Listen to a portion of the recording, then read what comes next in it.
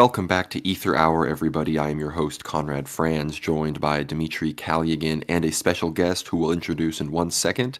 But this is sort of our part two to our icon episode. It's been a while. We got kind of distracted with a lot of Zionist focus and whatnot. Of course, with what was going on in the world, we wanted to break down a few behind the scenes topics, historical items, and whatnot. But we're back on some Orthodox tradition, I guess, focus. And we're going to be talking about iconography, some interesting historical items, some current aesthetic elements in Orthodoxy, some cathedrals and icons and pieces of art.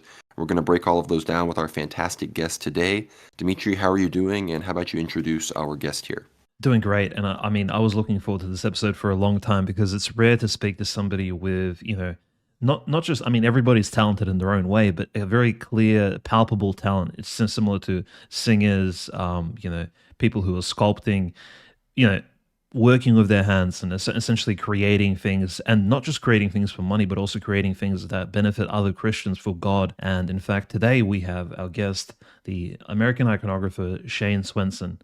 So you may have heard about him on Twitter or seen his work around the US, or perhaps even actually ordered some of his icons online before. But he's been quite active, actually promoting some of his work, and his iconography is incredibly beautiful, traditional, and he does bring to it a certain American touch. So I just want to thank you, Shayne, for coming onto our show and actually speaking about some of your work and just iconography in general, because it's rare to get a professional of your caliber, in order to speak about it so openly, because you guys are quite busy painting churches, iconostases, for example, iconography on walls, and even private orders for icons. So thank you for coming on to the show. Yeah, thanks for having me and for making me sound a lot more important and cool than I actually am. I appreciate that. No, it's yeah, we've been planning this for a bit. Last year we've been talking and it just, the holidays and everything, it happens. But Right, we're right, going to right. talk about again, like we all love, I mean, everyone loves their icon corner. It's one of the no matter what you think, you may have three icons in your icon corner. You may have the biggest icon corner like St. Elizabeth, but we all it's one of the main things that brings people to Orthodoxy in a lot of ways. You'll hear about, Protestants kind of ditching their iconoclasm, and the iconography is one of those things that really is really powerful. So I guess we'll just kind of hop right into it with a little bit more introductory material. Shayne, one of my favorite things you do is you post when you do some of these church restorations with some iconography that gets damaged with water damage or whatnot. You restore it beautifully and you update everybody on that. What does it kind of look like to take on those projects? I know you can only do so many throughout the year. How do are there people that reach out to you and you have to say no, of course, because there's just so much going on? Or like, how does it look to like find a parish, have someone reach out to you, look at what needs to be restored and kind of begin that process?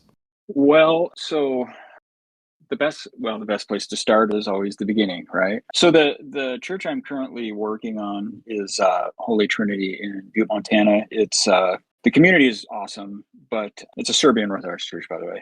The community is awesome, but the church itself is equally as awesome. It's a super historic church in the history of Orthodoxy in America. The church itself was started by Saint Sebastian, and I mean they have stuff there, like they have a gospel there that was given to them by Saint Tikhon. There's a lot of history in the church. The actual church building that I'm working on was constructed several years ago, like 30 years ago. The original church itself, unfortunately, due to the effects of mining in Butte, Montana. If you know anything about Montana, especially Butte, it has a really long history of mining. That's sort of what put it on the map, but also a giant influx of immigrants from Eastern Europe. And that's why we have a Serbian Orthodox church there. Anyway, so the original church was, I'm going to mess this up. Somebody that goes to that church is going to hear this and go, that's actually not true. But generally speaking, what the priest told me is that the original building itself was, for all intents and purposes, condemned because of the way that the mines were dug, I believe, underneath the ground, like close by. So essentially, it just wasn't safe to be in. So unfortunately, the original building was condemned. And so they had to construct a new one. The altar, though, I mean, everything of historical importance that was in the original building was obviously transferred to the new church. And so, and the community, everything's pretty much the same. They just were forced to construct a new building. So I believe the original iconography was done in the early 2000s. And it was a team of gentlemen from Serbia. Imagine that a Serbian church had Serbian guys come over and paint their church. And so the original team of iconographers came over and painted the church, and all was well for however long. And then a couple years back, they had put a new roof on the building, and it was done maybe not the best, and so there was some water damage. And long story short, the plaster, they ended up having to replace some of the actual structure itself and not just the roof. So there was a huge section of the iconography, and since it was painted direct, it wasn't painted on canvas and then glued on the wall, that's a whole other conversation about technique. But that's one way that churches do things to kind of avoid this situation now with modern materials. But it was done secco, which is essentially painting directly onto dry plaster. And so when the structure of the wall was damaged, all of the iconography itself was destroyed, basically. And so one of the original iconographers is a very good friend of mine, and he was actually contacted a few years back. He's actually now he's the closest thing I have to a formal teacher. He's definitely a mentor and someone that I lean on if I have questions. I'm mostly self-taught, but that doesn't mean that I learn things just solely on my own. Like, the iconography community is shockingly close knit, and I've had a lot of help. So I don't want to misrepresent and like sound like an arrogant, like everything I know I taught myself, because that's not true. But what I mean by self-taught is I didn't go to like a school. I didn't go overseas. I don't have any like formal.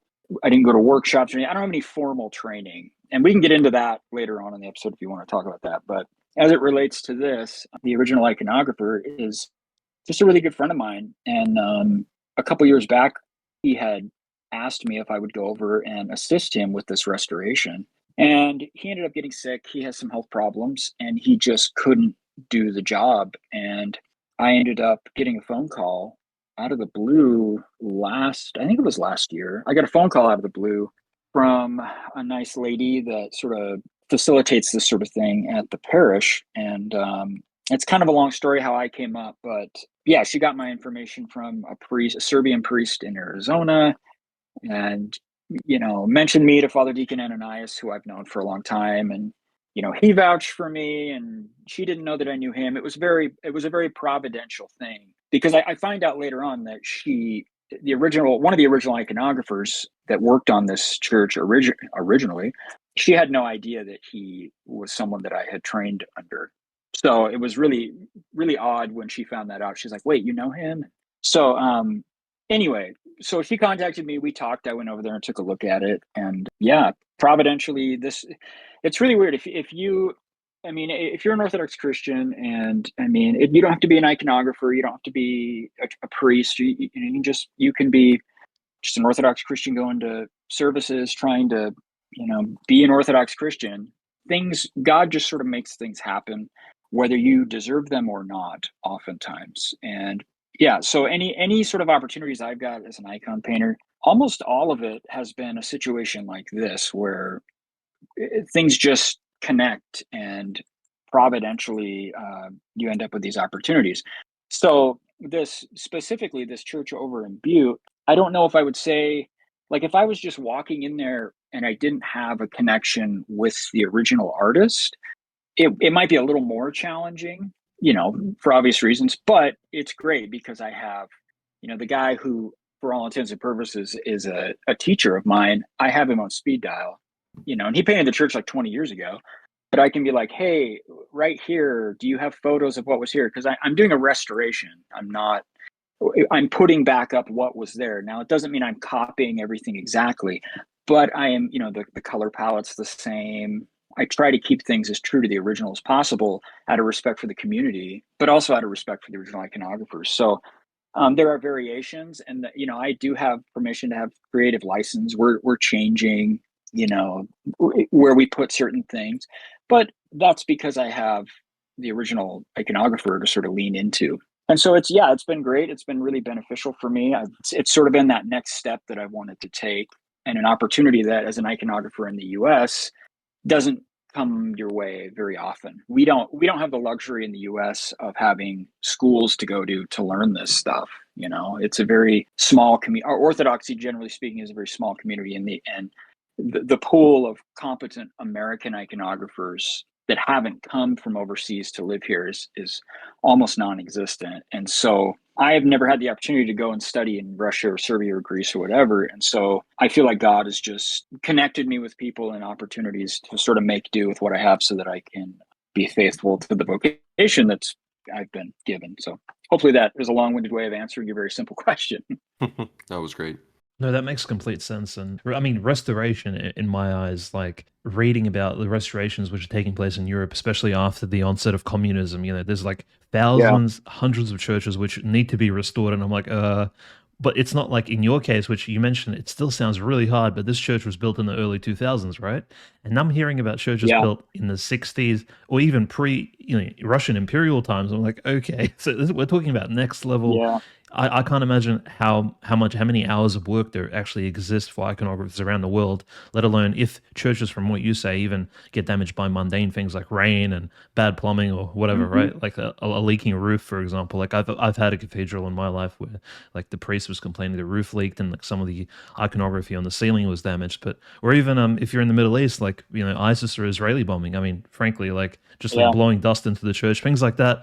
Which it sounds weird, but that's actually what they have to put up with, and then that iconography, needs to be fixed up by people like yourself. So essentially, like you guys are not just the artists, but you're also essentially the repairmen, so to speak, and the repair women, because there are women iconographers too. For anyone wondering, like, so it's kind of an interesting position, I think. But just had a very question, like a very sort of personal question, I guess. In your personal experience, have you come across, and I think most of our listeners would be interested, because the question, when you think about Orthodoxy, you think about the iconography, the classical, it's one of the aesthetic selling points of Orthodoxy.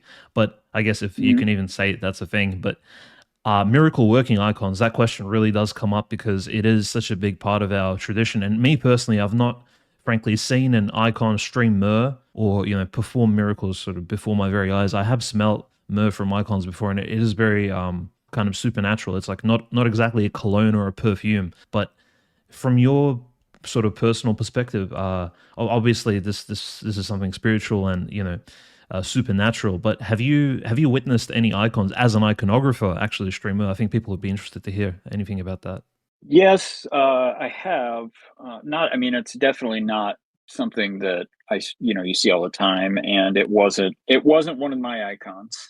So I'll just say that right out of the gate. It definitely wasn't one of my. I mean, once I paint an icon and it goes out the door, it's not.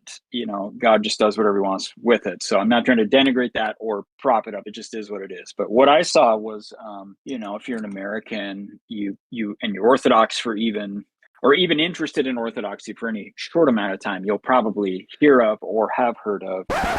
Thank you so much for listening to the free preview of Aether Hour, everybody. Be sure to get behind the paywall. We talk with Shayne about the myrrh streaming Hawaiian icon. We talk about the Russian military cathedral, some other amazing stories about Orthodoxy and iconography throughout America, some miracle stories, and some other stuff just about the beautiful craft of icon painting. So with all of that, get behind the paywall. You get all of the Aether Hour episodes, and it helps support the show. So thanks so much for listening, and God bless.